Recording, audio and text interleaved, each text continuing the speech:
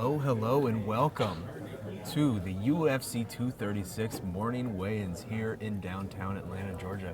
My name is Sean Mashadi. I am joined by Atlanta's own Jed Meshew. We are giving him a live mic for 2 hours. Let's see if this is a mistake. Try not to get fired, Jed. How are you doing today? I'm doing very well. This is absolutely a mistake. You guys consistently make mistakes with me, though, so it's fine. You guys hired me in the first place, so that was a bad call. I'm going to go ahead and say this for all the listeners, anyone who's tuning in. I tend to swear a lot. Obviously, live mic situation, that doesn't add up super well, but I'm going to try and keep a cap on that. But in the spirit of the weekend, Sean, I hope you'll join me in this, although you're a little bit better with controlling. I'm a professional, Jed. Are you? I've seen the A-Side live chat. Thank you very much. That's fair. But in the spirit of keeping in spirit with the weekend, if I do manage to lose a hold of it and swear on this broadcast, every time I do that, I'll be donating $10 to Dustin Poirier's charity. Wow. It just feels right. Look at you. Look at you. Way to turn a negative into a positive. I figure also if I do this, it makes it hard for you guys to fire me immediately after this, so because I'm a great guy. Well, this is a family program, so try to keep it PG, sir. I will do my absolute best. So, Well, it has been a fun week so far here in Atlanta. A busy week. We have a dual championship affair of sorts. Not really the normal type. It is of the interim variety. And we are kicking things off here at the UFC 236 morning weigh-ins, starting right on time. First to the scale. Alejandro Pantoja.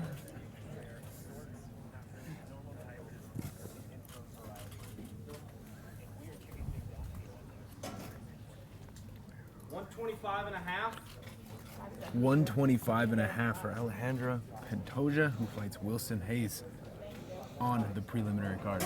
Yeah, this is sneakily one of the better fights on this card. I know everyone's sort of been talking about it off air. Card feels a little top heavy, but this is a really good one.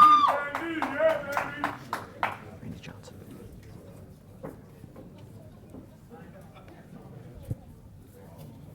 Now up, Randy Costa takes on Brandon Davis in a bantamweight bout. It is the opener on here on Saturday night. That is on the UFC Fight Pass prelims. Guys, have any peanut butter cups? He is looking for peanut butter cups. What is he holding there, Jed? I can't quite tell. A picture of some kind. Is it a picture of himself? I hope so.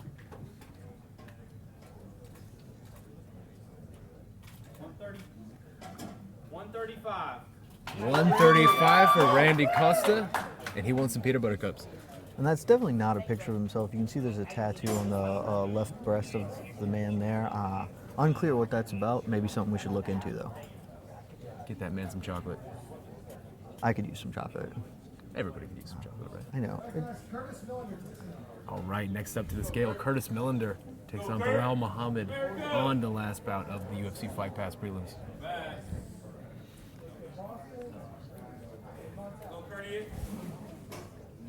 Curtis Millender gets some applause here from the crowd. Courteous. That is a great nickname.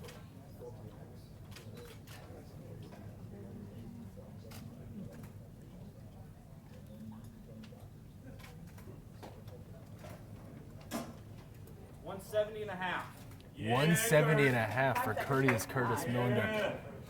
You're right. It's one of my, I won't say favorite, but I really do enjoy that nickname. I like anytime you're keeping the consonants flowing. The alliteration. Yeah, alliteration's great. Plus, it's unique. There are not a lot of courteous fighters out there. Matt Favola. All right, coming to the scale now. Matt Favola takes on Jalen Turner in a lightweight bout. That is the last fight on the preliminary card.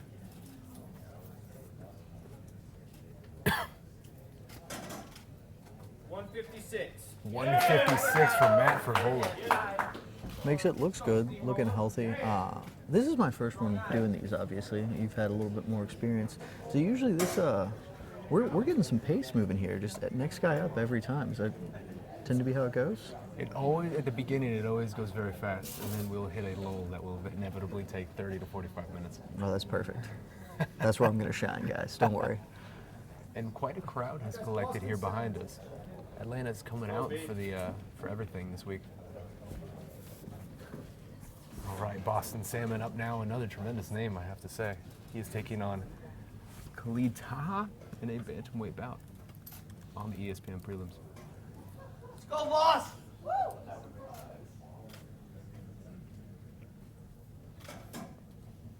135 and a half. 135 and a half for Boston Salmon.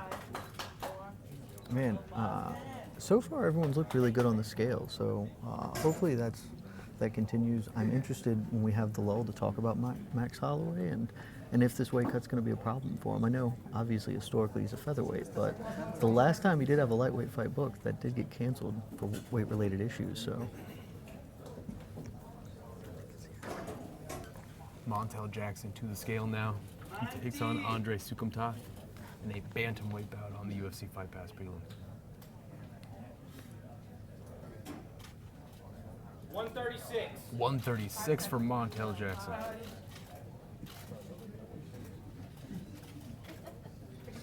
Can you read what the tattoo on his chest says? I cannot, but he has a big smile. He's Yeah. enjoying himself this morning.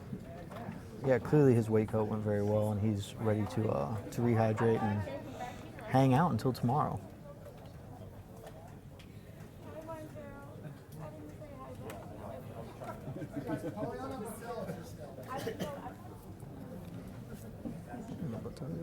Right, Polyana Botella up to the scale now. She takes on Lauren Mueller in a flyweight fight. That is on the UFC Fight Pass prelims.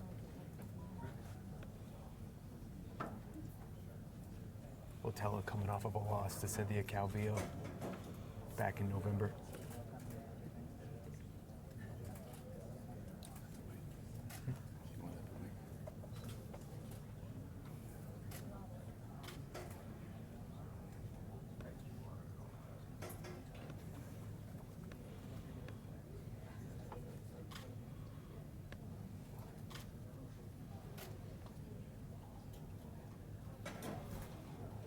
$125.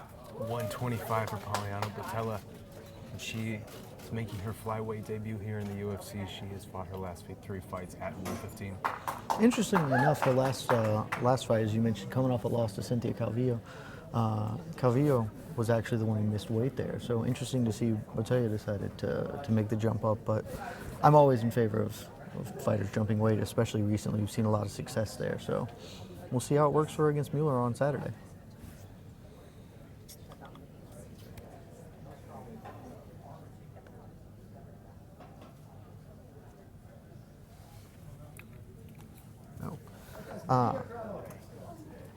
Nikita Krylov to the scale now. Nikki Thrills, as my friend Jed here likes to call him. It's a great name for him. It is a tremendous nickname. I know he likes the minor, but I'm partial to the more internety of names.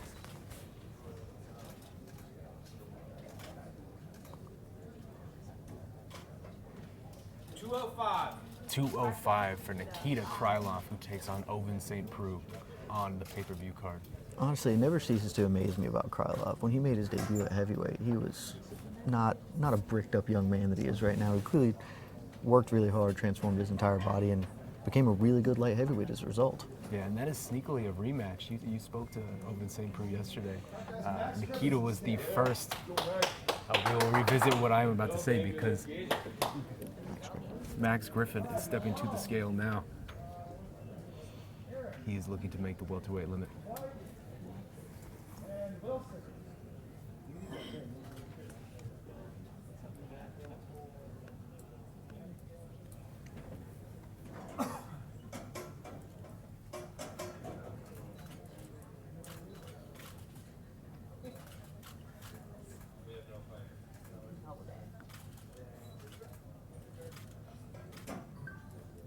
$170 and a half. 170 and a half for Max Griffin. And he's coming into it. This is a big spot for him. His last 2 straight, 3 of his last 4. But you look at the level of competition that he has faced. Colby Covington, Capoeira dos Santos, Mike Perry, Curtis Miller, Thiago Alves. That is a murderer's row. Yeah, absolutely is, and he's clearly feeling good. He was kind of stunting up there on the scale, so he's hoping to turn it around. All right, Bilal Muhammad stepping to the scale now. Curtis Millender already made weight, so this fight can be official.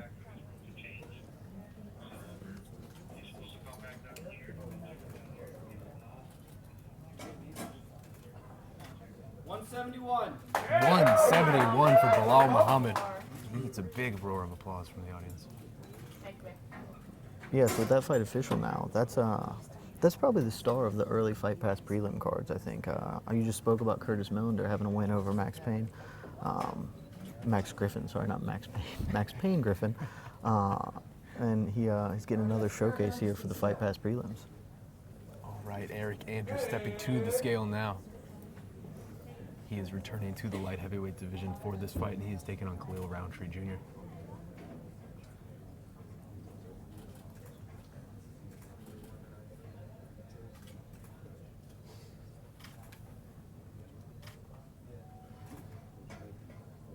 $205. 205 for Eric Andrews. I spoke with Eric Andrews yesterday, and he kind of didn't so much promise, but you could tell he thinks this matchup with Khalil Roundtree Jr. is going to result in fireworks and potentially get him a fight of the night bonus.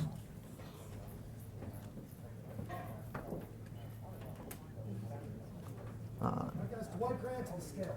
Right now, Dwight Grant stepping to the scale. He takes on Alan Joban on the main card, welterweight by about flying under the radar a little bit. But this is a big opportunity for him. 171. 171 for Dwight Grant. Body snatcher. The Body snatcher. The body snatcher, indeed. Yeah, this is obviously a huge opportunity for him. Alan Jaban has been around, one of the veterans of the division, kind of one of those guys always hanging around the top 15. And considering, Dwight Grant only has a 1-1 record in the UFC, big opportunity for him here. Wilson Hayes stepping to the scale now. He takes on Alejandro Pantoja on the ESPN prelims. The flyweight division is still alive, my friend. For how much longer remains to On be life seen, support, but it's still alive.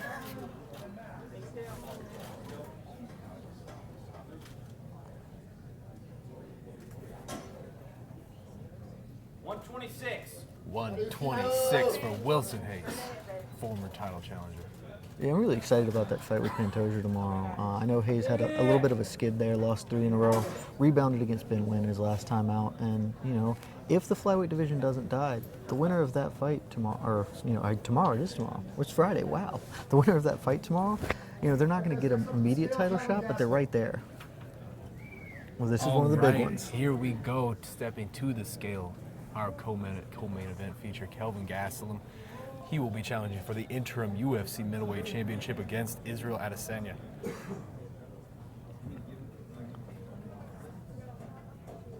This is a familiar spot for Kelvin. He was in this same exact spot just 2 months ago in Australia. Just threw a wink out on the scale. He did not end up getting a chance to fight that time around. Hopefully this weekend will be different. 184. 184 for Kelvin Gastelum. Who needs championship weight? He's coming in 1 pound under. Yeah, that's with room to spare there. Threw a wink up there on the scale, feeling cheeky, feeling good. I'm excited to talk to you later about that fight because you may be surprised to know I have takes. I hope they are piping hot, my friend. I don't know if they're piping hot anymore. I originally had some really spicy takes, but the more I've kind of looked into it, maybe it's a little tamer.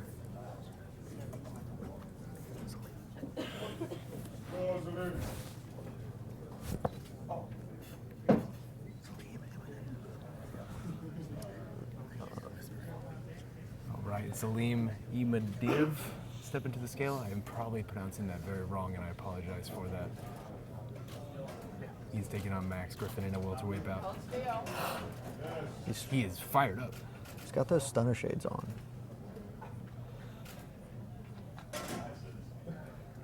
$171. 171 for Salim. Our first fighter to weigh in with sunglasses on, so Going the Tony Ferguson route. He obviously didn't need the extra 3 ounces of those sunglasses weighed in, made it with time. So I'll be honest, I don't know a ton about Salim. I tried to look into some of his fights coming in here, but he's one of the many fighters in this undercard that lacks a Wikipedia page, which is always a sign of a really well-built event. All right, one of the most handsome men in MMA coming up now, Alan Jouban. He is on this pay-per-view card opposite Dwight Grant. Alan Jouban makes me feel bad about myself. He's so handsome. I mean, that's understandable, let's be honest. You should feel bad about yourself, just generally, though.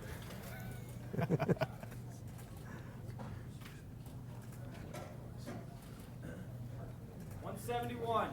171 for Alan Jouban, and he's coming off of a big win over Ben Saunders. I mean, it's just one of those things. If you're that handsome, you shouldn't also be really good at something. Like you get one thing. You get one thing, and that's it. And so it's unfair. And then the fact that he spits in God's face by fighting as the thing he's very good at is... I don't understand it. Go be a model. He's signed with Versace. Go do that. All right, the UFC featherweight champion, Max Holloway, stepping to the scale. He is looking to make 155 pounds for this main event. Got a little jaunt in his step, too.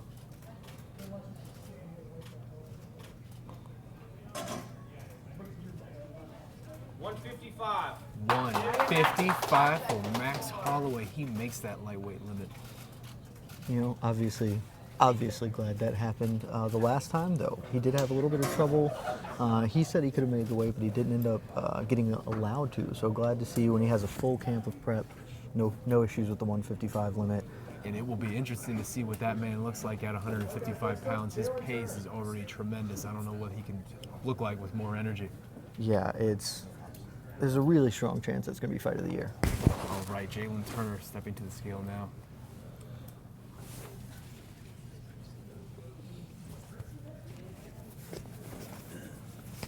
He's taking on Matt Frivola in a lightweight bout on the final bout of the prelims.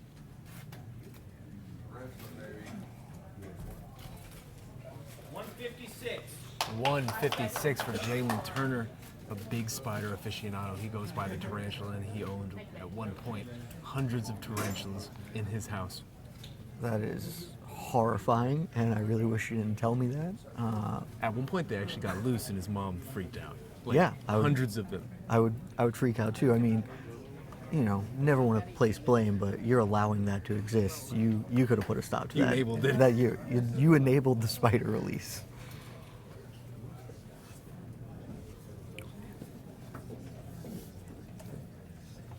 All right, Andre Sukumtat stepping to the scale now. He takes on Montel Jackson on the air of the prelims.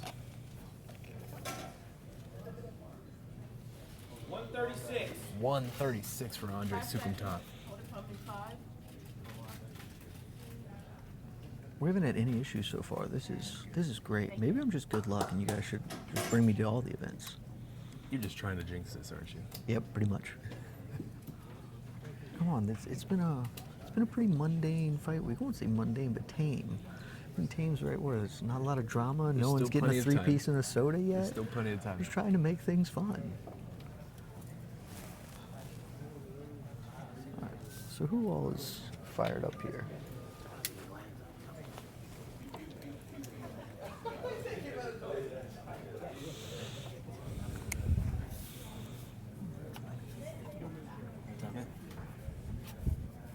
All right, and it looks like we are hitting a break in the action here. Early morning rush has completed. Max Holloway and Kelvin Gastelum, one half of the championship fighters on this main event, or on this card, I should say, have weighed in. Both weighed in successfully, so now we just await Dustin Poirier and Israel Adesanya. I mean, some other people too, but just for the mains, yeah. Absolutely. Now, I'm Jed, awaiting over the same personally. Well, now, Jed, we have now seen our first sight of Max Holloway at 155 pounds. What did you think he looked? How do you think he looked, I should say? I think he obviously looked good. When you watch him, the cut to 145 is clearly pretty tough on him because you can see when he's on the scale there, when he's weighing in, he looked much less drawn, much less sunken out than you kind of have historically seen with him. I'll be interested to see how that translates up. I think that's one of the talking points we haven't really gone over enough this week, is that because everyone kind of thinks, oh, Dustin Poirier was a featherweight, Max Holloway is a featherweight, not going to be that big a size difference. I think Dustin Poirier is enormous, and it looks like Israel Adesanya is about to step up to the scale here. Israel Adesanya to the scale. All right, Israel Adesanya stepping to the scale, the last style bender. He's looking to make this 185-pound limit, make this championship fight official, interim championship fight. I mean, is an interim championship fight? It's been a long time since Robert Whittaker's defended the belt. Maybe this is just for the real one. Izzy said before, he thinks Robert Whittaker should give up the belt. Maybe that does happen.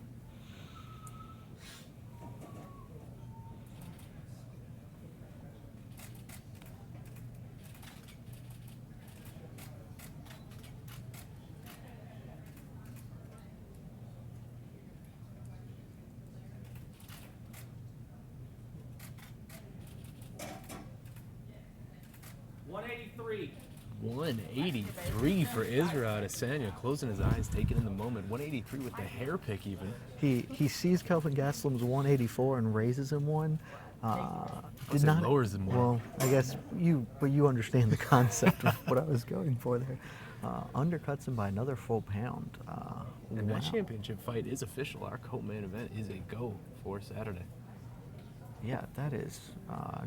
I can't recall the last time we had two, I guess, titled fighters coming in under the weight limit, not right at it. And Israel's never been the biggest middleweight. He's a very lanky guy.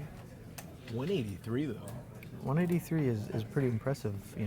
Honestly, if you're gonna come in that short, look that good doing it, it makes you think that maybe, you could make that welterweight limit if you really wanted to suck out. But frankly, now I'm a little more curious because yesterday Israel Adesanya made some comments, not calling out John Jones, but saying that down the line he expects that fight to happen, and if he's this much smaller, John Jones is going to be enormous compared to him. By then, John Jones may be at heavyweight. Who knows? Could be. Right. Could be, but And it appears that we're officially at the break now. Oh, good. So we have a little bit of time. So yes, that championship fight is now official. Now I must ask you have seen Israel Adesanya, Jed. You have seen Kelvin Gastelum. What do you make of what we have seen from them this morning? I think both fighters look good. Obviously, they came in well underweight. This is one of the hardest fights for me to kind of call on what's going to happen tomorrow. Just largely because it feels like once it starts happening, we're all going to feel dumb one way or the other. I don't feel like this is going to be a back and forth fight. One guy's going to be able to dominate the fight, but it's just hard to tell until you actually see them fight which guy's going to do it. Yeah. It's interesting because I feel like this is a moment we've sort of been waiting for Israel Adesanya. The moment he came into the UFC, I feel like a lot of people earmarked him as sort of, this is a guy who may be a future star, he might be a future title contender. And I don't know that the last 14 months has done anything to disprove that. I mean, the schedule he has kept has been pretty ridiculous. He is on his 6th fight in 14 months. I asked him yesterday, how are you not exhausted, whether physically or mentally or something from all of this? And he brushed it aside. He said, you're not me. Maybe you would have been exhausted, but I'm not. Well, that's very true. You are not him. I absolutely am not. And he sees this sort of as the first act to his second movie. So the Anderson fight as the end to his first movie, and this, along with the Robert Whittaker fight, will be his second movie. The way he views the game is very interesting. Are you buying into this hype train of sorts that we have seen? I am buying into the hype train. I am really also interested in the way he views the game, because clearly he does not have a future in directing. You don't really direct a movie and end it with the Anderson fight unless that's the peak of your career. So, maybe that's an episode. If he's got like a 10-episode miniseries on Netflix or something, that's the end of an episode, sure. But Casey's just shaking his head at me. He main evented. It was his a pay-per-view main event that can end the first movie of a trilogy. Casey is an award-winning director, all right? He I'm an is. award winner over here. What are you? Technically I'm also an award winner too because it's a team award, but I'm just saying that's not the end. If his story goes beyond that, we can't end there. So, but getting back somewhat on topic, I suppose. Really interested to see this fight. Really interested to see. I think this is the toughest test for him in the division outside of Robert Whittaker. I think if we had given Israel Adesanya, Yoel Romero says hi. Yoel Romero exists in a different plane of existence than everyone else because it's stylistically he doesn't really make sense. Obviously, he can just kill anyone who ever fights, apparently, because he killed Robert Whittaker 3 times when they fought the second time. But it's, this fight, I think stylistically, what Yoel Romero does is not nearly as challenging for Israel Adesanya. It's not to say he's not threatening. He does have that potential to shift a fight on a dime. But Gastelum's pressure game does feel to be like the best way to attack Adesanya. Just keep him moving backwards, keep him pressed up against the fence. We haven't seen it a lot lately, but Gastelum, does have a wrestling background in him. That's kind of the way he got to where he is now before he really fell in love with that left hand. So I'm just interested because I think Robert Whittaker, if we had rushed Adesanya to a title fight against Robert Whittaker after the Anderson win, that would have been way too many unknowns. But I think this gives us a much better idea, if Adesanya can deal with Gastelum, can kind of play Matador, pot shot him, pick him apart, and then maybe get a finish in there as well over a super tough guy like Gastelum. I think that sets him up for really have a good chance at beating Robert Whittaker. So I think it's a great test for him. I think it's a great step for him. If it's going to be a step, can't count Kelvin Gastelum out at all. And really what happened just a few months ago in Australia, it feels like it affected Kelvin Gastelum very negatively. Obviously, he was going to fight for that title against Robert Whittaker. It feels, though, like this may turn out to be a very big positive for Israel Adesanya if he's able to be successful this weekend. Because then that Robert Whittaker fight becomes that much bigger. They both go into that where holding a belt, you can maybe do some sort of big arena or big stadium in Australia or New Zealand. And that becomes a much bigger marquee fight because Israel has officially arrived at that point. Absolutely. I think if Israel wins a title, you talked to him yesterday. We've all seen him over the last year. It's crazy to think it's been a year that we've seen 14 him. months ago, very few people knew who this man was. Yeah, he was an internet guy or a kickboxing guy. Like if you were deep in the MMA internet, you might have known who Izzy was. But it's insane to think that in that little time, he's kind of already exploded to the level he has. I think if you give him a belt and a platform, with that belt or that comes with that belt, he's really going to rise. And a fight with Robert Whittaker, especially do it somewhere, New Zealand or Australia, somewhere over there. I know that they don't tend to like to do pay-per-view events kind of outside the United States for a lot of reasons. Perhaps with the ESPN Plus deal, that'll change. Something I haven't thought about until literally as I just said it. But I think that's a no-brainer to do that kind of over there in Australia. That would sell at that arena instantly. Well, it's funny because this is almost fitting in a way because we've talked about this fight now for maybe 5 minutes. And once again, we haven't talked about Kelvin Gastelum, and this feels so fitting with the way this man's career has gone. He comes into the Ultimate Fighter as basically the last pick of Team Sonnen. Yep. He is the perpetual underdog on the show. He continues to exceed expectations. Even when he comes into the UFC, nobody really knows quite what he is. Is he a 170-pounder? Is he a 185-pounder? And yet he continues to win. He continues to rise up the ranks. And he was almost a reluctant middleweight. He never wanted to be in this middleweight division. He felt like he would be too small. He felt like he would be outsized, outreached, everything like that. And somehow he has made it work, continued to defy expectations. And I say it is fitting because he is coming into this fight as a relatively healthy underdog. Once again, no one is giving Kelvin Gastelum any respect. You didn't even mention that he has been in almost this exact situation once before. You did mention that he was the last pick in the Tough House, or the last pick of Team Sonnen, not the overall last pick. But if you recall back to that season, do you remember the marquee star from that season? Oh, absolutely. Uriah Hall was going to be the next Anderson Silva. Exactly. He was going to be the next Anderson Silva. And what has everyone been saying for the last year? Israel Adesanya is the next Anderson Silva. This is almost the exact same situation. It's uncanny in a way. It is very wild that he was fighting for a tough championship. Now he's fighting for an interim belt against not the same guy stylistically at all, but kind of the same aura around him that, Uriah Hall hit that spinning back kick knockout in the Tough House, and everyone thought this was it. He's come for us all. And Kelvin Gastelum didn't care. Workmanlike performance, got it done, got his hand raised, won that title, and he gets an opportunity to do exactly the same thing again. He hit that spinning back kick, but my enduring memory of him from that season will always be him getting that ridiculous knockout from bottom position where he just piled on punches from bottom position and somehow got a knockout. I don't know how many times I've seen somebody do that, but I digress. It's just once again, people are overlooking Kelvin Gastelum. It's just like, what does this guy have to do to get respect?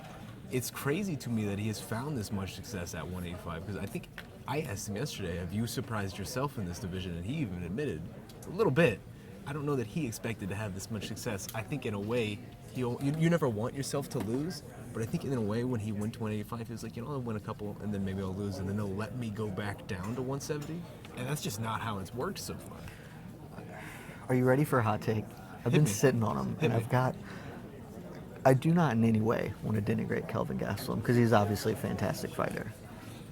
I do think, and I also agree in principle with the idea that he's an underdog. Maybe you shouldn't be, especially given kind of this matchup, what he's accomplished over the breadth of his career. Exactly. Is he? One of the things we don't talk about enough, I think, in fighting is that for as good as Israel Adesanya's 14 months has been, you really kind of can just ride a hot streak for a year, and then kind of over the breadth of your career, maybe not pan out the same way that 1 year looked. But let's take a look at Kelvin Gastelum's kind of middleweight record, because I was reviewing this the other day, and here's where the take comes in. Moving up to middleweight, obviously, first bout out there was Tim Kennedy. I guess you can count Johnny Hendricks since Hendricks missed weight, so that's sort of middleweight bout. He by had a Nate definition. Marquardt one in there too a little bit earlier. But That's right. He did it. Run. You're right. I stand corrected. But since this run, this title run that he's essentially on, Tim Kennedy. At the time, Tim Kennedy was obviously an elite middleweight. It's a good win, but I think it's one of those ones that we kind of look back in retrospect and maybe. That was Tim Kennedy's first fight in 2 years. Yeah, exactly. His first fight in 2 years. Was it his last fight? Yes, it was. I think that was. He retired after that. He retired. I think you can kind of look. Hindsight is 20/20. Obviously, I think there you can maybe just dock a couple of points from Kelvin for that win. Next, knocks out Vitor Belfort. That gets overturned for a marijuana thing. I don't count that. Yeah, I don't think you and I care about the marijuana overturn. And Vitor is one of those guys who's kind of been old for a long time, but still managed to get wins and succeed at the welterweight division. It's still This is still a post-TRT yeah, Vitor. it's post-TRT, exactly. It's post-TRT Vitor, so I think you can maybe look back at that with a little bit less rose-colored glasses. This is interesting. You're just picking holes in this record I am. right now. That's man. what I'm saying. I told you I had a hot take. The Weidman loss, I actually go the other way on the Weidman loss. Kelvin I was feel winning that fight. Kelvin was absolutely winning that fight, but for the bell at the end of the first, there's a chance he could have knocked out Weidman. And then in the second round, really that size difference, Weidman was able to just kind of manhandle him, maul him on the floor, and finish that fight out. I'm sorry, third round, not second round. I do apologize. But I do think there were a lot of good things to take away from that fight. But then you look after that, I know Michael Bisping, had just lost the title. And I don't want to say any more things. Michael Bisping's already mad at me enough, but Why is Michael Bisping mad at you? we have a sordid history that we don't need to get. The first thing I ever wrote for any really substantive mixed martial arts website was supposed to be a complimentary piece about Michael Bisping, and it ended up he did not take it that way. I was doing a continuing series for our friends at BloodyElbow.com about the best fighters to have never fought for a title shot. And at the time, Michael Bisping, I thought, was probably the best of those for not a title shot in any organization, but What did you essentially call in the this UFC. series? I called it the Hall of Almost Fame, and I named that Hall of Almost Fame the Michael Bisping Hall of Almost Fame. Oh my goodness. He took umbrage with that, but we'll continue this in just a second. Yes. I can't imagine why he was upset at you. All right, Brandon Davis stepping to the scale now. As we continue things here at this UFC 236 morning weigh-ins, he takes on Randy Costa in a bantamweight bout to open Saturday's card. 136. 136 for Brandon Davis. Yeah, Brandon Davis makes the weight. First fighter, I would say, looks a little like maybe it was a little bit tougher on him. Everybody else seems to have cruised. His face looked a little drawn, but made the weight and should be ready to go for Saturday. This is his first fight at 35. But to continue my Michael Bisping story for you, because it looks like we have And yes, this is Brandon Davis's first fight at 135 pounds. He's making the move down from featherweight. Well, that would explain it, He then. used to fight at lightweight before the UFC, so he's just... Well, everybody else is going up in divisions, he is going down. zig when everyone else is zagging. That's just good tactics. So let's get back to Kelvin Gastelum. Michael Bisping, you have Yeah. established this Michael Look. Bisping thing. But then, the Jacare win, you cannot take away from... Did he win? I mean, he won. Did he win? I personally, Jacare winning that fight, and so that's obviously it's a coin flip at that point. It's a split decision. It was a very close fight. I'm not trying to take away from his accomplishments. Just saying, I do think that maybe things have swung so far and nobody believes in Kelvin kind of story that maybe we're kind of overshooting that here, because his middleweight wins, you can pick a lot of holes in them. I know, I guess you can do that with everyone, Yeah, really. I feel like you but can when do I'm that looking with over almost it, anyone. I'm just saying, when I'm looking over it, I see it's not as great as I feel like everyone kind of thinks his run is. Honestly, the first thing I thought when I was kind of looking over this week is Kelvin. Kelvin made some statements about Israel Adesanya deserving a title fight, and I'll be frank with him. I don't know that you deserve a title fight beating the Anderson Silva, at this stage of the game. The Anderson Silva in 2019, I don't know if that win really deserves a title fight necessarily, but I guess the whole point I'm trying to make is Kelvin's statement that, does Israel deserve a title fight? I think you can swing that a little bit the other way to Kelvin as well. It's not been a great run, and it's been a good run, but it hasn't been one of those. It's not Yoel Romero winning 9 in a row, or Max Holloway had to win 8 in a row before he got anywhere close to a title fight. So, that's my take, and I'm sticking to it. Well, hey, you mentioned Max Holloway, so let us talk about this main event while we await Dustin Poirier to step on the scale. Max Holloway moving up to the lightweight division, really at a moment where he is maybe hitting his fighting prime at 145. I know this has been a conversation around Max Holloway for a while, especially since he started struggling to make that 145 limit of the UFC, and Dana White in particular wanting him to move up to 155. But this man just destroyed Jose Aldo twice, who I think both of us would agree is one of the greatest fighters of all time. Absolutely. And then he comes in against Brian Ortega and makes the weight easily and puts on a record-setting performance that was maybe the performance of a lifetime. I don't know that you can get better than what he did against Brian Ortega. He pitched a perfect game. Yeah, that was stunning to watch in real time. And yet here he's making this move to 155 now, at this moment in his career. When this fight was announced, I didn't like it because I thought the lightweight division was too muddled. There's too much going on. I've kind of done an about face. Tony Ferguson, his situation changed, so now this fight makes a little more sense to me. But still, Max Holloway going to 155 now in his career. Do you like that?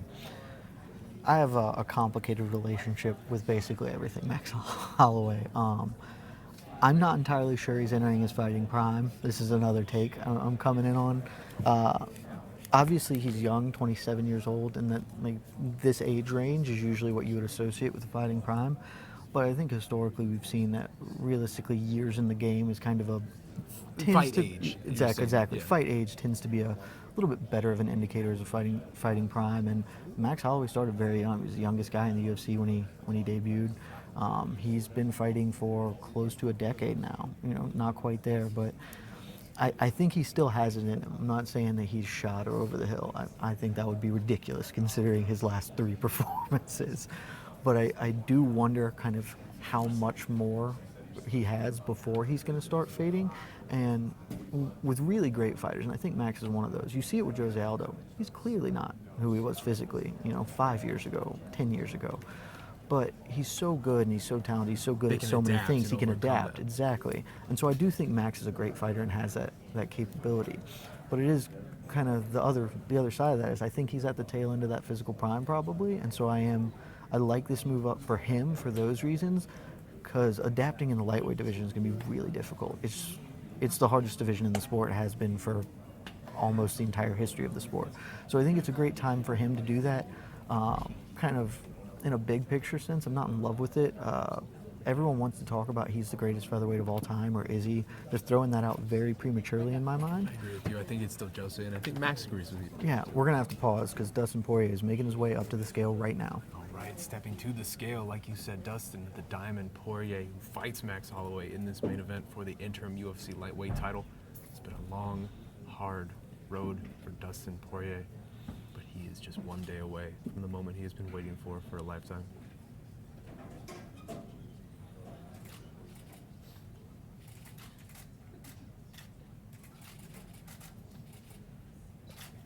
Shock the world in one night. Knock this motherfucker out. 154 and a half.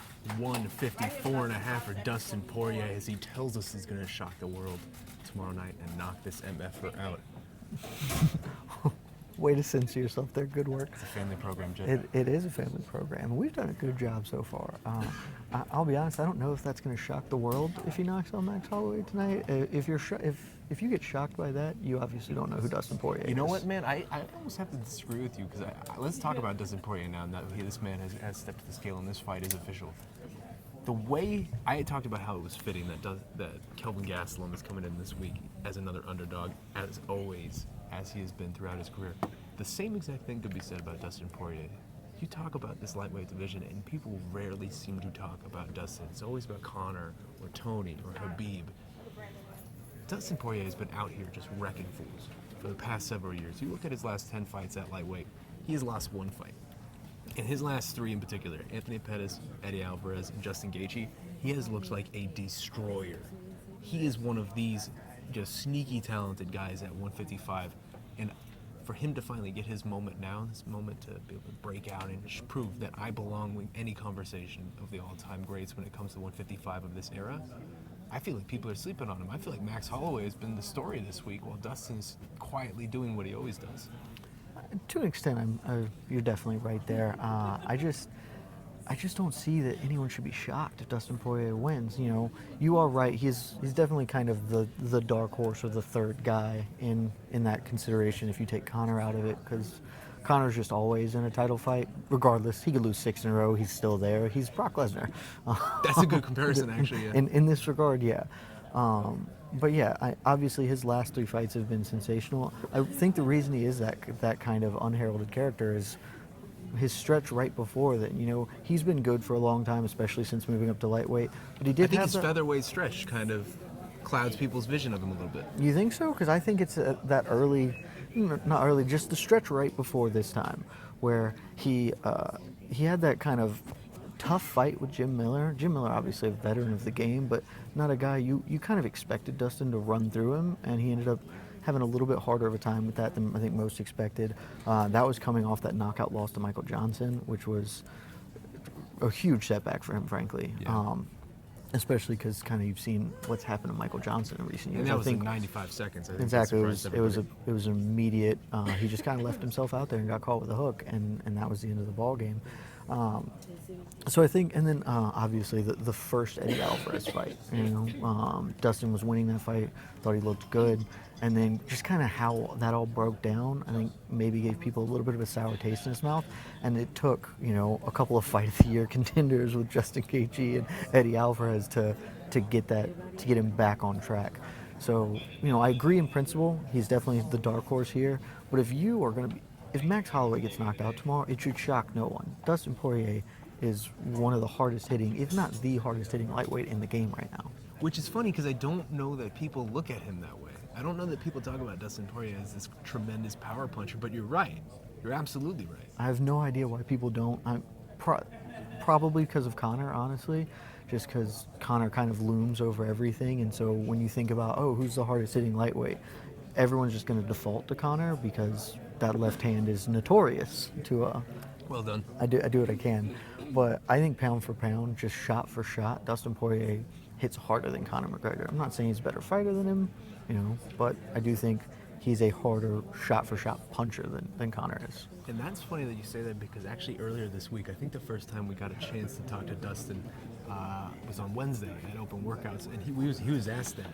You know, Max Holloway, when he fought Brian Ortega, yes, he put on a sensational performance, but he also did get hit over 110 times. And someone asked him, I believe it was Mike Bond, what would happen if you hit Max Holloway 110 times? You feel like he could make it? And Dustin kind of scoffed at that, at the idea of someone surviving 110 punches from him. Yeah, I think his exact quote or something very close to it was, you know, the question is, can he survive a brawl with Meek? And that's a great question. I have no idea if he can. Max has historically had a great chin. That's a great featherweight chin. This is a hard-hitting lightweight that he's going up against. You know, maybe that move up helps Max. He's less drained, less sucked out, so he can suffer those blows a little better. But I struggle to think he can take 120-something punches from Dustin Poirier and not feel that in any kind of way that shows to everybody. Yeah, and you know what? I have been impressed this week by Dustin in a way, because a couple weeks ago had the chance to go to American Top Team in Florida and speak to Dustin more in his natural environment at his gym. And obviously, this has been such a long road for him. I believe I'm going to get the number wrong, but I think he has something like 22 fights before his first, 22 UFC fights before his first title opportunity, which is one of the highest numbers ever for a fighter to reach this point in their career. So it has been such a roller coaster road. He has so many chapters in his road that he's been waiting for this opportunity for so long. To be able to contain his emotions, I think, this week, and really not make this a bigger moment than it is, not make too much of it, not get overwhelmed by it. I have been very impressed with how he's compartmentalizing everything. He's treating this as just another fight, when really this is the culmination of his career, and if he loses, I don't know that he gets another shot, considering what is going on in this lightweight division right now with the main three players, and then also you have Justin Gaethje on the periphery and a couple other guys. I mean, you're absolutely right. You never want to lose a title fight in the lightweight division, because there's just always someone new, always someone working in, and he obviously doesn't want to lose this at all. And I agree with you. I've been phenomenally impressed with how focused he has seemed all week. He is not really here for anything else. He's here to win a belt, and that's it. And so, maybe makes interviewing him a little tougher, because he's not bombastic or giving us those kind of things, but you can see he's dialed in, and if he does lose tomorrow, it won't be for any reason other than he just got beat by a better fighter. Yet, once again, as has been the trend with his career, he is the underdog once again to a man who is coming up from the smaller division. Oddsmakers giving Kelvin Gastelum and Dustin Poirier no respect. Good time to mention this. If you're of the gambling persuasion, maybe just take a look at these underdogs in the main two fights here, because I'm not going to give away my picks yet. We'll do that later. Yes. We're going to do that, so I'm going to keep those in. But regardless of who I'm going to pick in these main two fights, I do think there's a lot of value on those underdogs, because both of these fights kind of are coin flips. So I think there's a good opportunity to make some money there. Especially, I'll give this one away. Kelvin Gastelum to win by decision is like plus 700 at most sports books. And I don't know about you, I don't think Kelvin Gastelum's going to, if he wins, which he very well could, I don't think he's going to finish Israel Adesanya. Do you think Izzy's going to get hit by a big left hand and fall over? I think Kelvin's going to grind him out with wrestling and pressure. So, plus 700, Kelvin Gastelum. Just do with that what you will, viewers. Jed, you're being called out on Twitter over here by one of our fans, Astronomical, who says whoever this guy is talking on the live stream that said you all wouldn't beat Israel calls you clueless, and he has some all caps in his tweet. He's not a fan of your hot take. That's not a hot take I said. I never said Yoel wouldn't beat Israel. Yoel absolutely could beat Israel. I think kind of implied it. No, I think Kelvin Gastelum is a harder stylistic matchup for Israel, but that doesn't mean Yoel wouldn't beat Israel. I am among the biggest Yoel Romero marks in the world. You can go check my tweets. Go scroll through, because you can see it. I have the receipts on that one.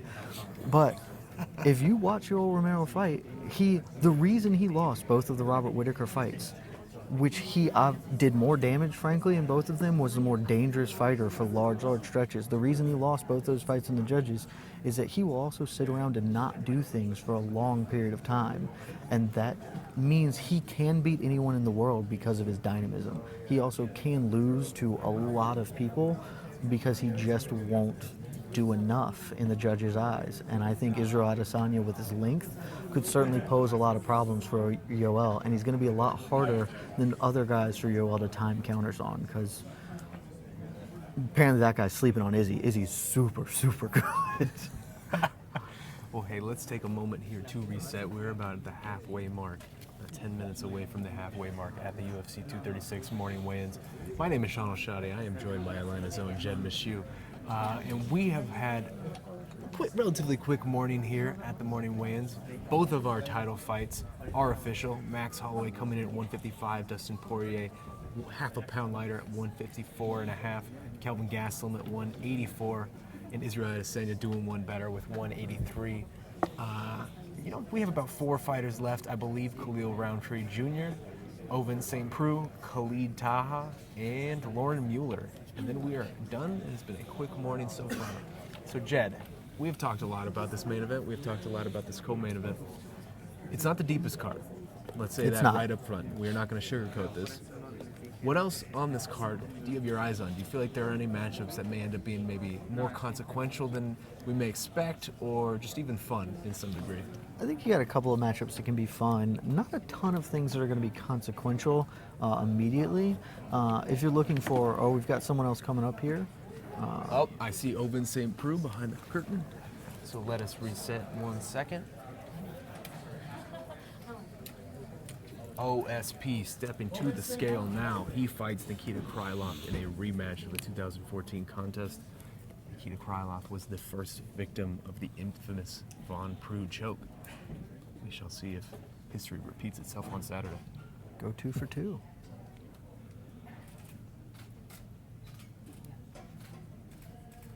$206. 206 for OSP. And this is kind of a sneaky, important fight here in this light heavyweight division.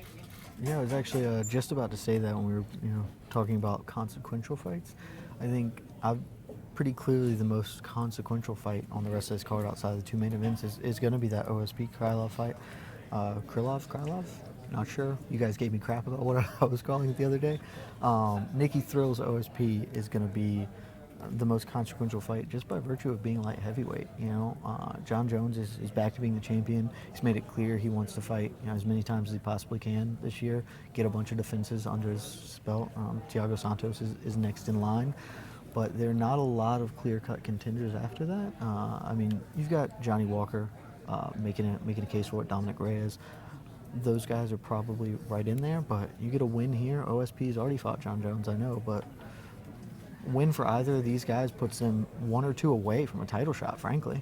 I think I agree with you, actually, because you're right. John Jones has made it pretty clear. Is it so ridiculous to agree with me? You act surprised when I agree with you. But John Jones has made it pretty clear that he's just trying to fight as many times as he can and just give him these contenders one after another.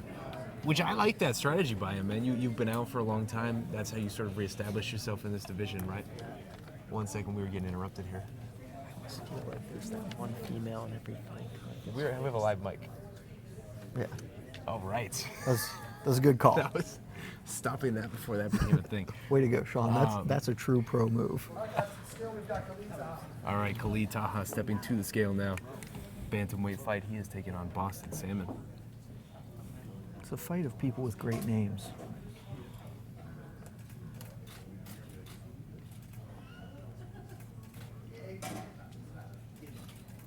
$136.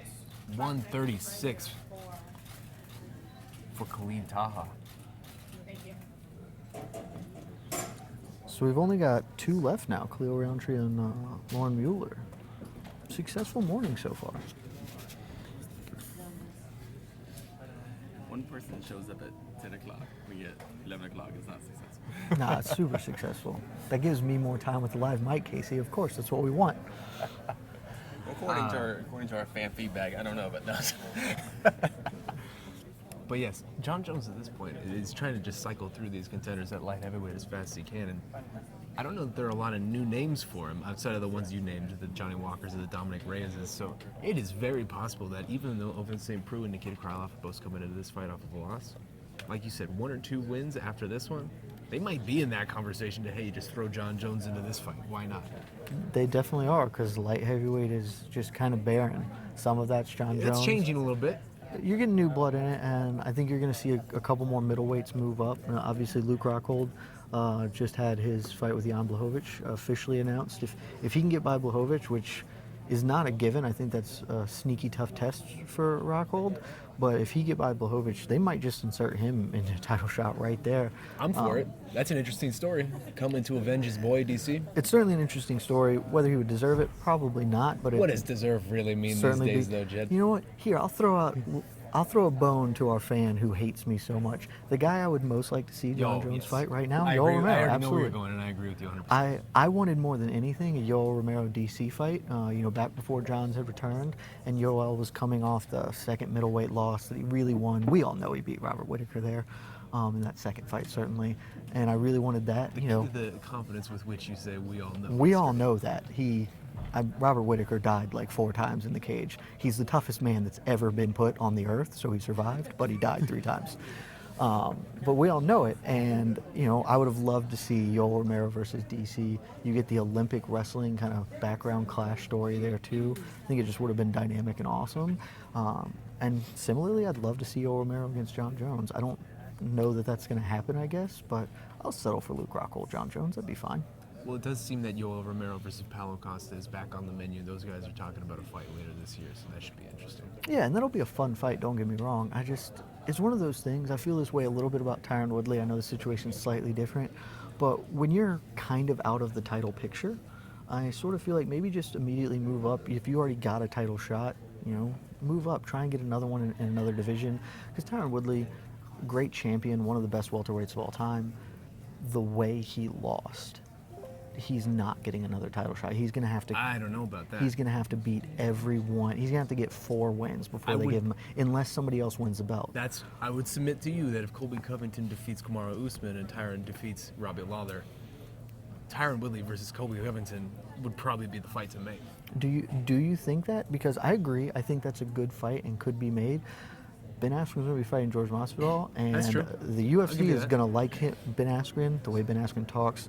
People love Ben Askren. Before he even came to the UFC, people Ben loved Askren Covington would Yeah, also be exactly. Ben entertaining. Askren Covington would be a much better buildup of words for kind of the fan base writ large. I think the UFC would slot Ben Askren in there and talk to Tyron and say, Tyron, sorry, you had it rain. Yeah, and at the same time, they're great teammates. Ben Askren and Tyron Woodley are great teammates. Ben Askren has always wanted his chance to prove he's the best. And, if Tyron gets another shot at Colby, if Tyron wins Lawler, Colby beats Usman, and then Tyron gets the shot, Ben Askren's just never going to get a title fight at that point. So I think if Askren can take care of business against George Masvidal, very, very difficult fight. Not right off Jorge Masvidal at all. I think that happens. And so really, it's like a very narrow window for me to see Tyron Woodley get back to a welterweight title shot, because as Usman holds the belt, he just never gets one. And so someone else is going to have to win, and he's training with Anthony Pettis. Like, Anthony Pettis is now suddenly a contender in the welterweight division. There's so many weird times. I know. There's in the UFC. There's so many things standing in the way. Middleweight is wide open. I mean, Israel Adesanya had one really spectacular year. He's fighting for an interim title. Tyron Woodley moves up. I assume you would agree with me that he could have a ton of success in the middleweight division. I mean, we've seen Kelvin Gastelum was a welterweight, moved up and is fighting for a title this weekend. Woodley and Kelvin, Gastelum. who lost I was to just Tyron. say exactly. They've fought before, so Just we one moment. can defer this because Khalil Roundtree is walking to the stage to make the 205 weight limit. Khalil Roundtree, of course, taking on Eric Anders on the pay-per-view card.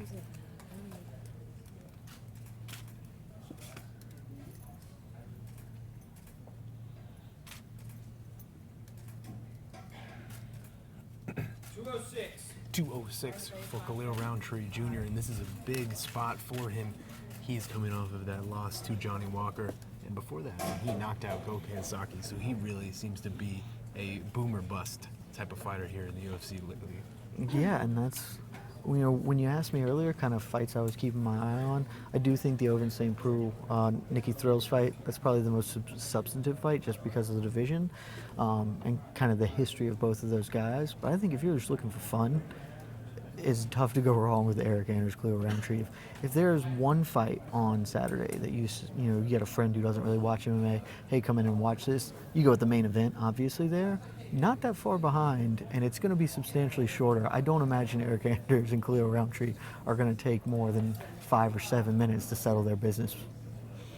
All right, well, we only have one fighter left on these early morning weigh-ins. We're just waiting on Lauren Mueller now. This has gone very fast. I don't want to jinx it. There's still another hour left, so who knows how long we'll be sitting here. But just one fighter left, Lauren Mueller. Everybody else has made weight. No snafus, no misses. It's been going smooth so far.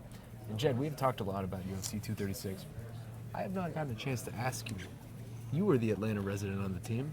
You were the Georgia boy on the team. We are here in your beautiful city. Can you tell me a little bit about Atlanta? Give me some fun facts. Tell the people what they need to know about Atlanta. Atlanta is I want to say the greatest city on the planet of Earth. That's bold. But I don't actually think I believe it. But I do love Atlanta. I've lived here for 7 years now, and it's just great. It's incredibly diverse, which is one of my favorite things about it. It is the heart and soul of hip hop, which is just delightful. New York people can go away. You guys used to have it pretty clearly in the 2000s. Atlanta took control of that game. We are going to get some tweets on that one. You stick to your guns, sir. I Don't let the people dissuade you. I am going to stick to my guns. No, Atlanta's fantastic. It's also much cheaper than New York, so really just much better as a city. I'm trying to think of like general facts to mention. Yes, you need to pepper me with some lemon pepper facts. I can pepper you with some lemon pepper facts. Okay, so it's not Atlanta. You may be aware the Masters is on this weekend. It's not Atlanta, but everything in the northern half of the state of Georgia just kind of constitutes Atlanta at this point. And Augusta has nothing else, so we're just going to take credit for the Masters in general. Depending on how you feel about the Masters, I guess. I have a conflicted relationship with it as well. It's the home of Coca-Cola, Chick-fil-A.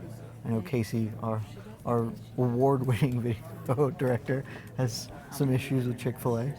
But it's the home of Chick-fil-A, Coca-Cola, Willie's. Do you even know what a Willie's is? I have no It's a idea. Tex-Mex burrito spot. It's delicious. It's a what? It's like a Tex-Mex, just like, you know what Moe's is? Chipotle. Okay, I know. It's like a Chipotle. I'm aware of Chipotle. It's a Chipotle. We have a number of Staring at those you like type I don't of. understand You the are words looking, coming out of your mouth. You're gonna be like I'm a Martian.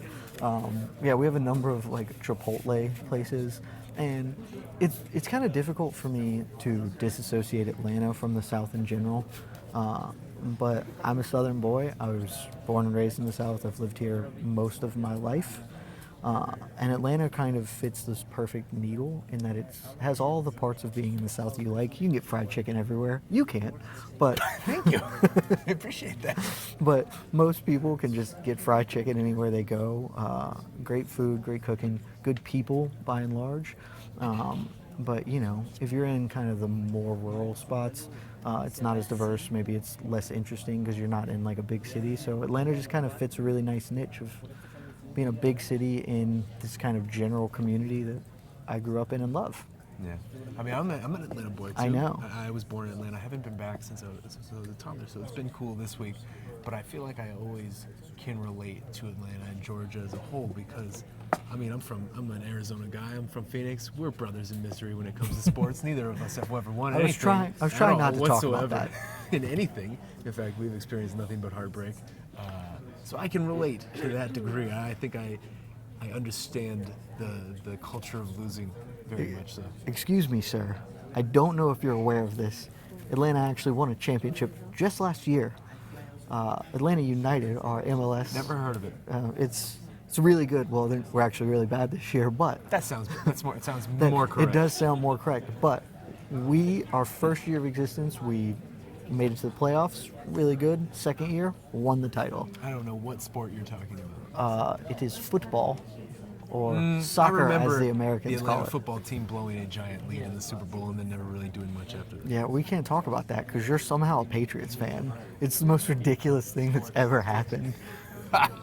Dear viewers, please listen Thank to you me. for blowing that. I don't know that I've ever talked about that, but I appreciate you putting that out. Well, we have to because you just threw it out so cavalierly the other day. Like, oh yeah, I'm a Pats fan. Look, okay, now I feel like I need to justify You myself. should. I know nobody cares about this, but now you've put me on the spot, so I feel like I need to justify myself. I grew up in a time where the Arizona Cardinals didn't really exist. When I was a kid, that they were there, but nobody actually cared about them. They were historically bad. They had just moved from Chicago or St. Louis or wherever they had come from, and they played in Sun Devil Stadium, which was, and maybe still is to some degree, but at that point it was one of the worst stadiums in the entire country. Literally no one in the state cared about them. So I grew up with that was not a thing. And the first Super Bowl I remember ever caring about was 1996, New England versus the Green Bay Packers. My dad was a giant Packers fan. So I bandwagoned onto the Patriots back in 1996. They lost in devastating fashion, 35-21, Desmond Howard. I remember very clearly it was the first time I ever cried for any sports moment ever, and ever since then I was a Patriots fan, and it was maybe the best decision I have ever made. I fell into this by accident, but it has basically kept me alive as a sports fan, because if I was not a Patriots fan, like all of my other Arizona friends, they more or less have experienced nothing but heartbreak in every aspect of their sports life for the entirety of their life. I at least understand to some degree what winning feels like. And it feels good, Jed. It feels good. And if you want to go back to this New England Super Bowl, that was one of the coolest things I have ever seen in my entire life. I had the greatest day. It doesn't feel good, though. That's the thing. You don't know what good feels like. Because the only true joy you can have is after years of misery when you finally reach the mountaintop. You didn't have those years of misery with you. I have them in everything else. Yeah, but exactly. But it doesn't transfer. It's not how it works. So I just don't allow it. I don't stand for it. And you should be a Falcons fan. It fits with the Arizona failure. How big of a lead did you guys blow? Do you know, was it I don't know. 28 points? 28-3 was at half, points? but I don't know. I feel like maybe there was a bigger lead early in the first half. I'm pretty confident it was 28-3 The at third half. quarter lead was, I think, when it hit its peak. I want to be very, very clear here about that game, and no one watching cares at all, but that's fine. Well, everybody who's watching now is just waiting for Lauren Mueller. It's true. I want to be very clear. I never once believed we were going to win, and I also have the receipts on that as well. You know what's funny is while I was watching that, I also never really once believed, like, Not we're even not a little out bit. of it, really. Nope. Never once believed we were going to win, because me and my rugby team, we all have this like big group chat. I went to the University of Georgia, for those who care or whatever. No one cares. And not at all. But because I went to the University of Georgia, everybody is a Georgia fan and a Falcons fan. And so we had this big group chat during the game, and everyone's like, yeah, we're going to do it. We're going to win. And I was like, we're not. Tom Brady's still on the other side of the field, Nope. and I have super hot takes there. Wow, they were just flat out wrong unless you agree with Nope. But yeah, I was just like, no, it's never gonna happen, you guys. I've been a fan of Georgia sports my whole life. Trust me, we're going to find a really bad way to lose, and we sure did. We sure did.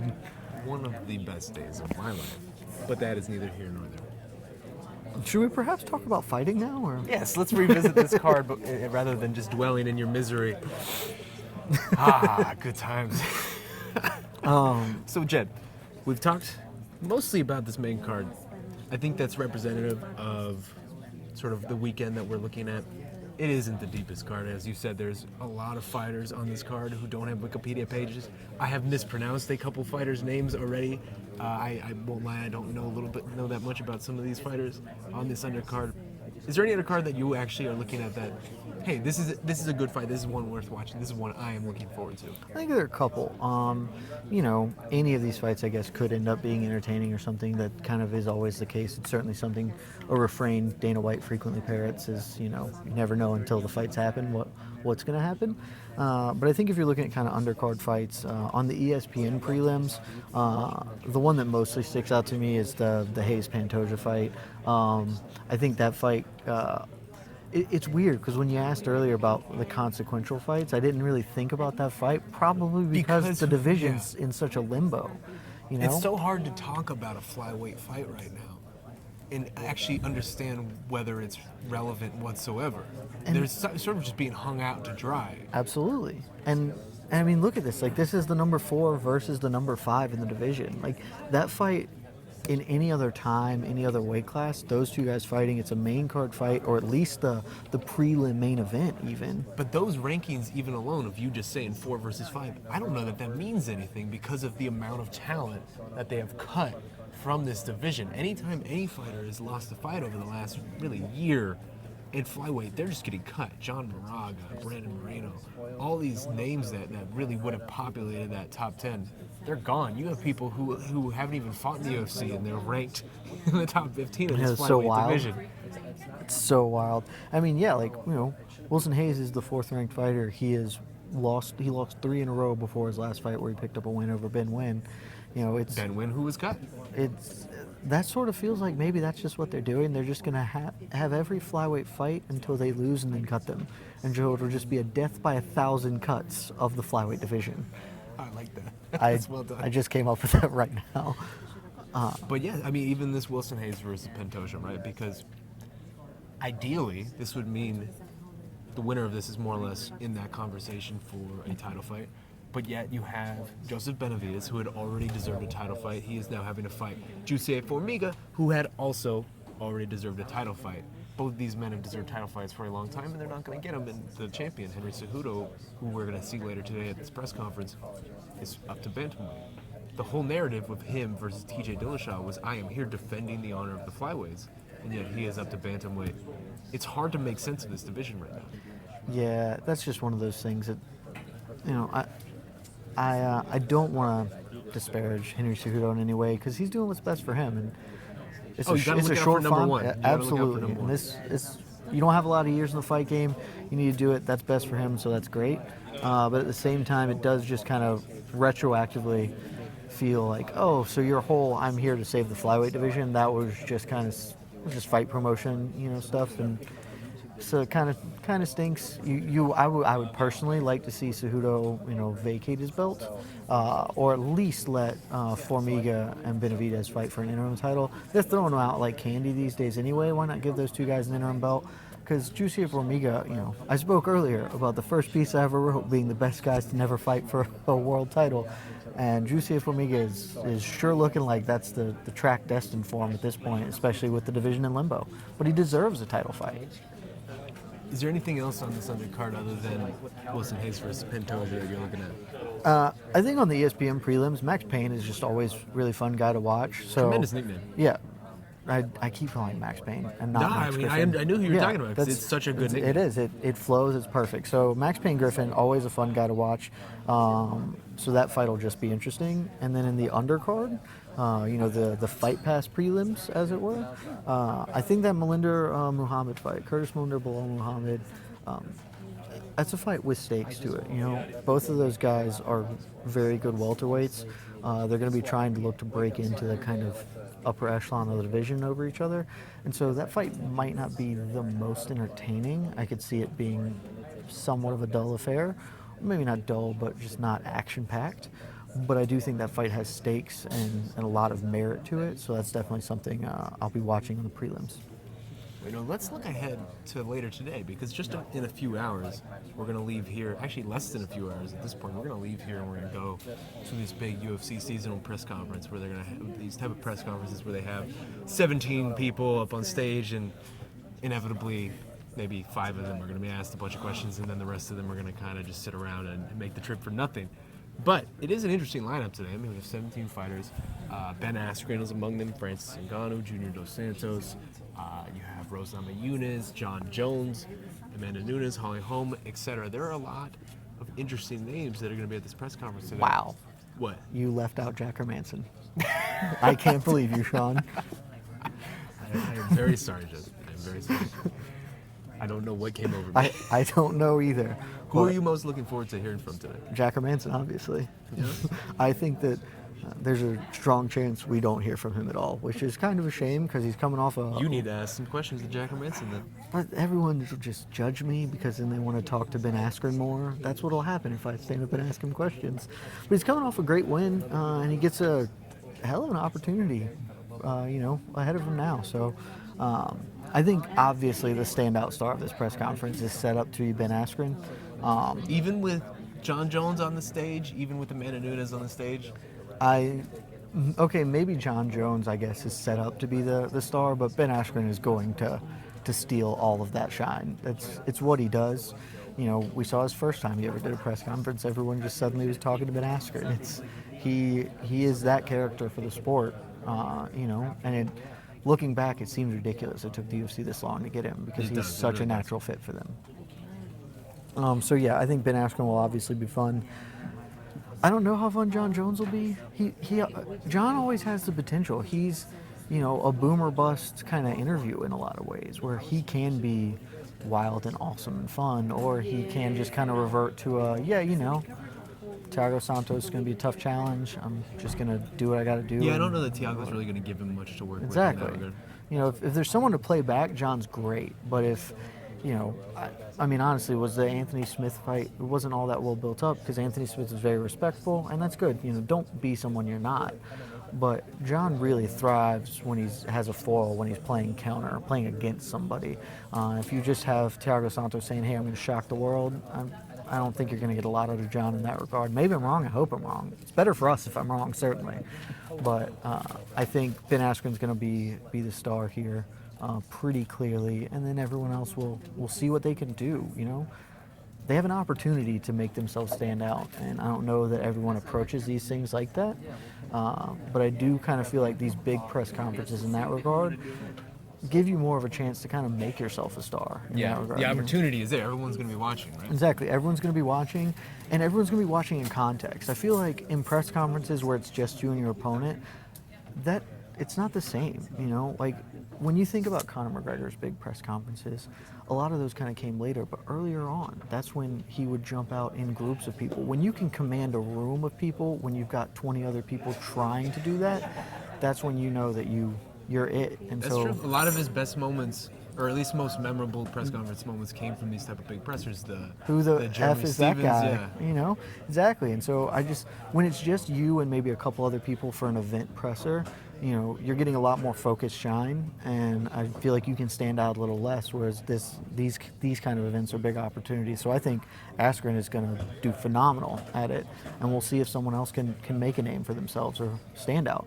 You know, two individuals that I think might end up stealing the show to some degree that maybe people may not expect today are Henry Cejudo and Marlon Moraes, because they have already begun building up this fight for the vacant bantamweight title, and they're going to get a lot of TJ Dillashaw questions today as well. That is absolutely true. Yeah, I think you're absolutely right. Henry Cejudo is going to come out and try and do his thing. He's been jumping out, you know, ever since he won the belt. Posting a lot of Twitter videos. I am in on it. I am all here for it. Ever since he won the belt and really like made a real push at it, he has become much more active on social media. Certainly, he's dancing with the belt. He's cutting promos, telling people, "Hey, I don't know if you know, but I'm a gold medalist." I know. I saw that this morning. It was the most incredible thing. I don't know if you guys have heard this. I won a gold medal. And then shortly after, he posted a picture in the Atlanta Centennial Olympic Park with, oh, look, a gold medalist in the Olympic Park. Yeah, so he's really embracing his stardom, and so I think he does have an opportunity, especially because Moraes will give him that pushback. And, you know, it's cliche and stupid. It takes friction to make a fire, and so you need somebody else out there to play back against you. It's funny because these guys are like friends. They've hung out. They share a manager. They've hung out Yeah. together. But it's business time now. It's business time now, and I think that it does give them the best opportunity, because in a vacuum, Ben Askren is the most Loquacious. expressive. I was going to go expressive, not even loquacious, no, but you know, just he's the most kind of bombastic personality on that stage. But correct me if I'm wrong, Jorge Masvidal is not attending this. He is not attending. Exactly. So Askren does not have that foil to play against. I think when you get Askren and Jorge against each other, that's gonna be magic. That's magic. That's gonna be gold. But without that, he's gonna be kind of put in a position where he'll probably insert himself into a lot of things, and he might start taking shots at John Jones or something like that. But it's not gonna be as natural as it will be for the two guys fighting, that Cejudo and Moraes can just push against each other and create something worthwhile and entertaining at least. Do you expect any surprises? Think we'll get anybody we don't expect? Probably. It feels like they usually try and sneak some kind of surprise, whether it's a person or an announcement or something like that. Just because it's always good business to keep people on their toes. But I can't think of what would be. Everything feels It's already set 17 up. people plus Dana White. So. Look, I have long held the belief, and I'm probably very wrong on this one. So this isn't a take, but it's just feel it in my soul. I think that the entire plan all along has been with this title fight, the Max Holloway versus Dustin Poirier title fight. I think the plan has been all along that the winner of this fight is going to fight Conor McGregor in July, because Max has previously said he's looking to get back in July. He kind of called out Conor for that timeline.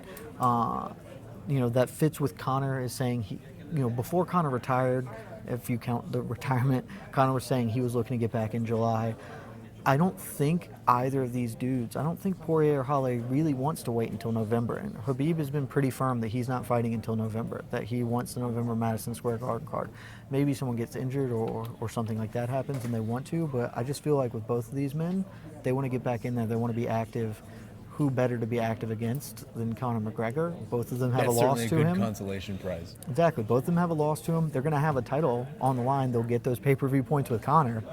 You know, I don't know how that pay-per-view point game shifts with the ESPN Plus move, but I think there's a good argument that you would rather defend your interim title against Conor than fight Khabib, and certainly rather do that in July than wait until November. Because if you do it in July, both of them got to think that a rematch with Conor would go differently, certainly.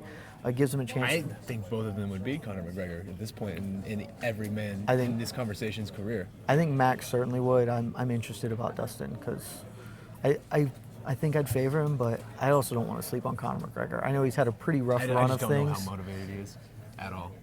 He seems really motivated, but it might just be that he's motivated to beat Khabib because Khabib just manhandled him. But you're right. I mean, he could just not be motivated. I don't know. But I feel like both of those guys would like that revenge. They like the money that comes with that revenge, certainly.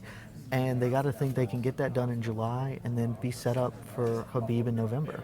And that feels like it fits a timeline pretty well for all of them. And, you know, and then it also gives you, we haven't talked about Tony Ferguson a lot in the lightweight picture because Tony was dealing with some personal issues, and certainly we wish the best for him. Everything seems to be going better for him, which is good. But Tony definitely still wants to be in that title conversation. And so, you know, you can do that fight against Conor in July. The winner of this fight this weekend fights Conor in July. Maybe Tony gets to fight Khabib in November if something derails that plan. If there's an injury or something they want to push back, you can finally do the Tony Khabib fight. And then the winner of that, you've just had a really fun, really ridiculous lightweight tournament, which is awesome. And then, you know, early next year, Super Bowl weekend or something, you unify all the titles, all of the mini lightweight titles that are running around these days. God, I would certainly love that scenario, man. You know me, I'm the biggest Tony Ferguson guy around, and I just want to see that fight before it's too late. He is getting up there in age, and he is going through some troubles, obviously. I just want to see that fight before we miss it. I am greatly afraid we might have already missed it, and I certainly hope I'm wrong. You're not, yeah, I hope you're wrong, but me too. Maybe you're right. Who knows? The thing is, with that fight, it feels very fitting in a weird way that this sport is just chaotic and ridiculous, that somehow those two men in the same weight division in the prime of their careers just can't never get found together. a way to fight each other. Yeah. If that feels fitting for MMA, really, in an awful way it does. We don't deserve We don't deserve happiness, Sean. That's the case. The moral of the story, as always, we don't deserve happiness. We don't deserve happiness. Well, hey, let's reset really quickly here. It is 10:22 local time. These are going by so fast, too. Everything's running so smoothly. Let's keep talking about how smoothly they're running. Things are running smoothly, Casey. All right, it is 10:22 a.m. Georgia time.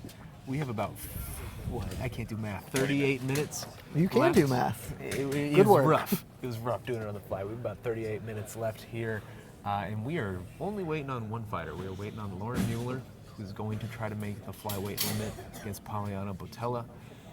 That is on the UFC Fight Pass prelims. Every other fighter on the card has already done their business, made weight. No weigh-in misses today. That includes our top two fights.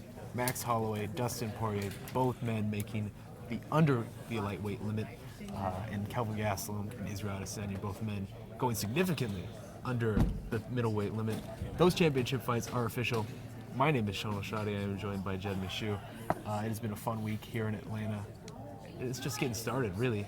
The hard part is over. Now the fun part is about to begin. I know, right? I'm so excited for things to be back to like, oh yeah, we just get to watch fights now. We get to talk about fights and watch fights. Yeah.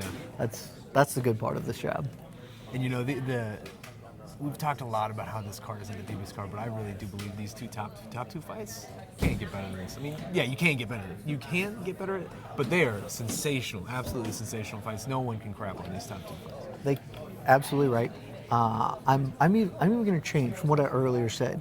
This may be just because we've been talking for a long time, and so you give me enough time to think through things, and I'm going to find the weirdest spin I can. But this card's not that bad. The undercard, all of the build-up, it is what it is. I think you've got some fights that can certainly be interesting in there. Montel Jackson, Andre Sukuntas is probably going to be a fun little scrap, stuff like that. But I think the main card is actually not bad. Not a lot of things that are going to occur. Not a lot of title shots getting handed out after that. But you have 2 title fights. Eric Anders, Khalil Roundtree. That's going to be a banger for as long as it is. That's definitely going to be fun. And Ovince St. Preux, Nicky Thrills, the first man that he ever hit the Von Preux choke on, that shoulder choke that used to be the Von Flue choke. He gets to try and do it again. I spoke with him yesterday. He didn't say he was looking for it, but he did say that he, might see if it's still an option. He might leave his neck out there and see if something happens. It's crazy that that's been 5 years since that fight. It is. It's even more crazy that Ovince St. Preux has successfully finished 3 shoulder chokes in the UFC. It's one of the most ridiculous things I think I know about this sport.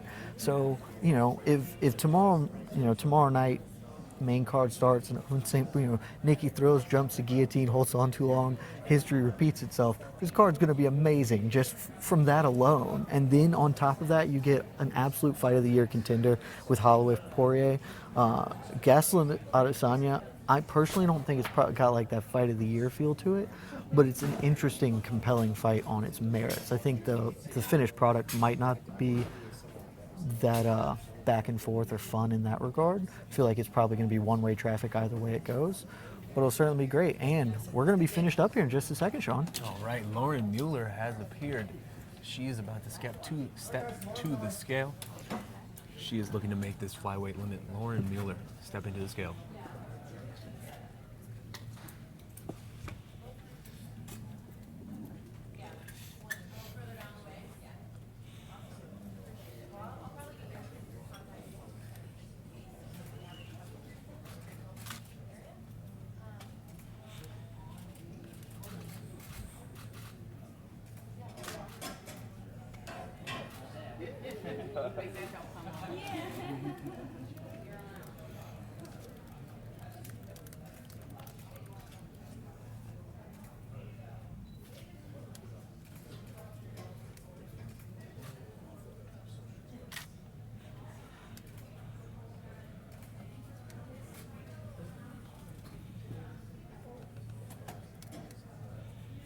$126. 126 for Lauren Mueller. She makes weight. And you know what that means, Jed? It's official. I'm the lucky charm. That wasn't what I was going to say, but we can go with that too. Every fighter on this card has made weight. And we are over. We're done. We're out. We've got a fully booked fight card. Hopefully, nothing like the last time Kelvin Gastelum was in a title fight happens. You just gotta tempt fate, don't you? I'm just making sure everyone's prepared for anything. Fighters made weight last time. They've made it weight this time. Hopefully everything goes okay for the next 24 hours. And until then, I think we're done here. We are done here. One last recap. Max Holloway, Dustin Poirier, Kelvin Gastelum, Israel Adesanya. All 4 fighters make weight. This has been the UFC 236 weigh-in show. Thank you so much for joining us. My name is Sean Lashadi. That has been Jed Mishu. We will see you guys later today for the press conference, the preview show, and everything in between. It's going to be a fun week. Thank you once again for joining us.